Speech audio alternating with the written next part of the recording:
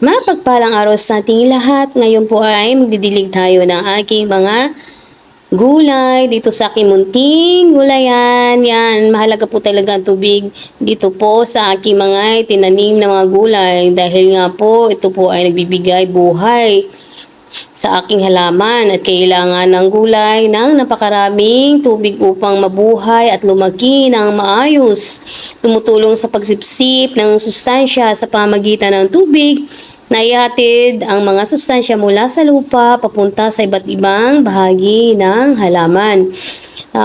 Napapalusog at nagpapalaki ng bunga at dahon. Yan, kaya po marami tayong na-harvest araw-araw dahil nga po sagana sa tubig yung ating mga saluyot. Yan, kapag sapat po talaga ng tubig ay nakakatulong upang maging malusog, luntian at masagana po ang ani tulad po nitong aking talong. Lagi po akong nag-harvest talaga araw-araw. Yan, dahil nga po sa tubig ay napipigilan po ang pagkalanta ng ating mga talong.